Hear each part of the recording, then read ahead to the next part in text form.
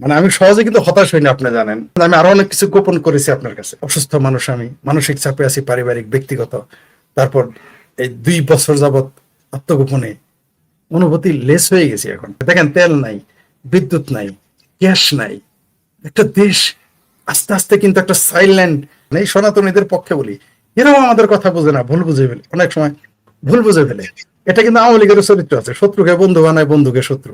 আজকে স্বাধীনতা বিরোধীদের সাথে আপোষ করার কারণে আজকে দেখেন আওয়ামী লীগকে কিন্তু দেশ ছাড়া হতে হয়েছে। আপনার কি মনে হয়?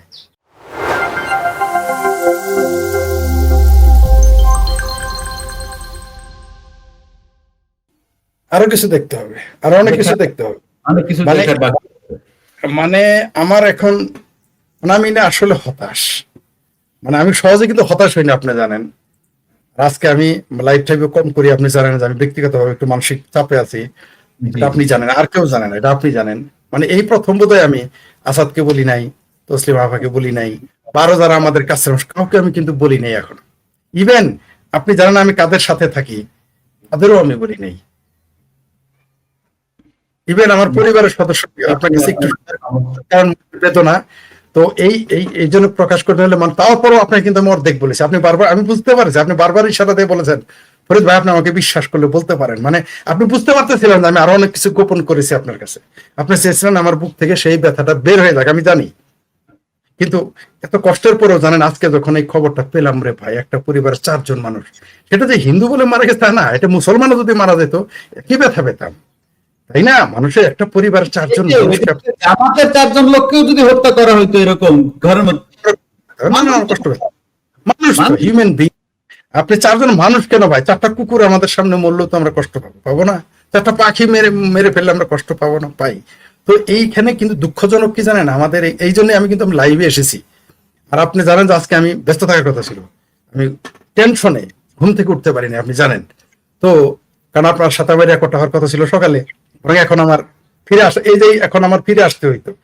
তাই আসলে মানে যত চুপ থাকতে চাই, নিজের এত ব্যথা বেদনা, ভাই, সব দুঃখ দূর হয়ে যায়। এত কষ্ট এই দেশের মানুষের, দেখেন তেল নাই, বিদ্যুৎ নাই, গ্যাস নাই, একটা দেশ আস্তে আস্তে কিন্তু একটা সাইলেন্ট আপনার আপনার দুর্ভিক্ষ চলতেছে, একটা নীরব দুর্ভিক্ষ চলতেছে। মানুষ কিন্তু আস্তে আস্তে দুর্ভিক্ষের দিকে চলে যাচ্ছে, এটা বুঝতেই পারতেছে না তারা। মানে এগুলো যখন মনে হয় না ভাই, নিজেদের ব্যক্তিগত লোভ, লালসা, আকাঙ্ক্ষা, নিজেদের বেদনা, এগুলো ভাই আর মনে থাকে না। এগুলো অনুভূতি লেস হয়ে গেছে এখন।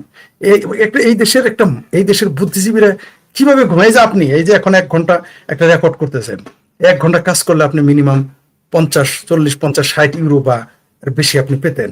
এগুলো রেখে আপনি কথা বলতেছেন, মানুষ এটা মূল্যায়ন করে না, আর বুঝে না।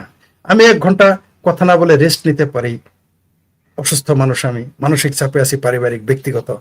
তারপর এই 2 বছর যাবত আত্মগোপনে আমরা কেন এগুলো বলবো? এগুলো তো কথা আরো মানুষের বলার দরকার ছিল, মানুষকে বোঝানো যাচ্ছে না। আমরা যাদের জন্য কথা বলি, ইনক্লুডিং আপনি হিন্দুদের কথা বলেন, এই সনাতনীদের পক্ষে বলি, এরাও আমাদের কথা বোঝে না, ভুল বুঝে ফেলে, অনেক সময় ভুল বুঝে ফেলে। মনে করেন 10টা পক্ষে বলছি, ভুলে একটা রাগ করে একটা কথা, একটু শক্ত কথা বলেছি, এরা ভুল বুঝে যায়। কিন্তু এটা যে তাদের পক্ষে বললাম, এটা আর মনে রাখে না। আমাদের দেশে দেখেন আপনি, এটা কিন্তু আওয়ামী লীগের চরিত্র আছে, শত্রুকে বন্ধু বানায়, বন্ধুকে শত্রু। হিন্দুদের তো এই চরিত্র আছেই। আমি সবচেয়ে কষ্ট পেয়েছিলাম যে আমার সামনে জামাতের নেতাকে গরুর মাংস বাজার থেকে এনে কিনে রান্না করে খাওয়াইলো, আমাকে এক কাপ চা খাইতে বললো না। এটা কিন্তু খাওয়ার প্রশ্ন না, প্রশ্ন হলো যে দেখেন বিষয়টা খেয়াল করেন, একটা হিন্দু সে গরুর মাংস এনে খাওয়াইলো, আমাকে বাসার ভিতরে ঢুকতে বললো না, অথচ আমি তার বাসার দুয়ারে দাঁড়ায় আছি, আমাকেই সাথে নিয়ে এসে গেছে। ফরিদ, আমি অমুকের বাড়িতে যাব, চলেন যাই। আমি ভাবছি যে দেখা করতে যাচ্ছে, গিয়ে দেখি এই ঘটনা, আমি বোকা হয়ে গেলাম।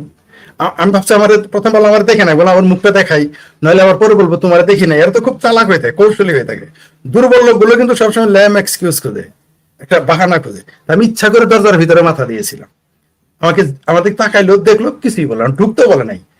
আমাকে তো, আমি নিজের বাড়িতেই তো ঢুকবো না যদি আমাকে ঢুকতে না বলে, অন্য বাড়িতে আমি চলে আসছি। অবাক হয়ে গেলাম।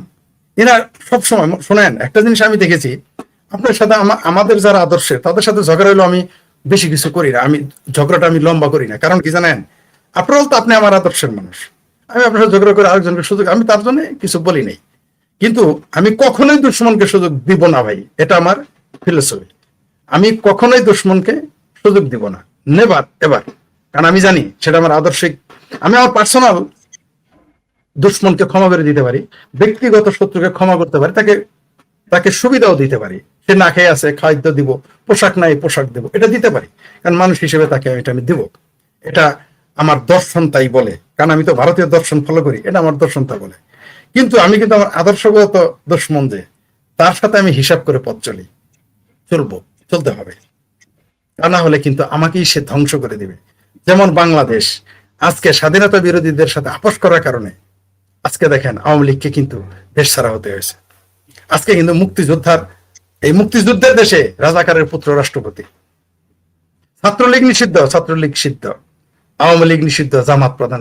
দুঃখের, কষ্টের, বেদনার আমাদের কি থাকতে পারে ভাই দেশে? তারপরেও দেখেন, যদি তারপরে এই দেশের মানুষ 3 বেলা ভাত খাইতে পারতো, শান্তিতে থাকতো, স্বস্তিতে থাকতো, একটা কথা ছিল, তেল নাই, গ্যাস নাই, দেশের আমদানি নাই, রপ্তানি নাই, কিচ্ছু নাই, আমদানিও ধ্বংস হয়ে গেছে। আমদানিও, কারণ টাকা নাই, আপনি কোথা থেকে আনবেন? সরকার বলতেছে নিজে বেতন দিতে পারবে না।